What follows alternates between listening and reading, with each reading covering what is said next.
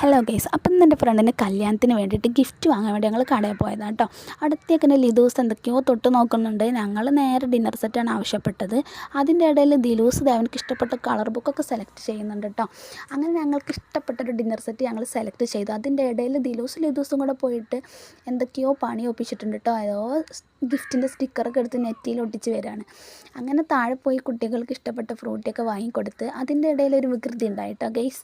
അതെന്താണെന്ന് ചോദിച്ചാൽ ദിലൂസ് വാങ്ങിയ സാധനം ലിദൂസിൻ്റെതാണെന്ന് പറഞ്ഞ് ലിദൂസിനെ ദേഷ്യം പിടിപ്പിക്കുകയാണ് കേട്ടോ. അപ്പോൾ ലിദൂസ് വിട്ടുകൊടുക്കുന്നില്ല, കാക്കൂനെ നന്നായിട്ട് വികൃതി കാണിക്കുന്നുണ്ട്.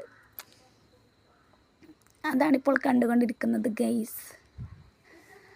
അതിൻ്റെ ഇടയിൽ ഗിഫ്റ്റൊക്കെ വൃത്തിയാക്കി പൊതിഞ്ഞ് ഞങ്ങൾ നേരെ ഗിഫ്റ്റുമായിട്ട് താഴെ ഇറങ്ങി കേട്ടോ. അങ്ങനെ കടയിൽ നിന്ന് പോന്നു. എന്നിട്ട് ഞങ്ങൾ നേരെ പോയത് ഫാൻസി കടയിലേക്കാണ്. അവിടെ നിന്ന് കുറച്ച് ഫാൻസി ഐറ്റംസൊക്കെ വാങ്ങാണ്ടായിരുന്നു കേട്ടോ.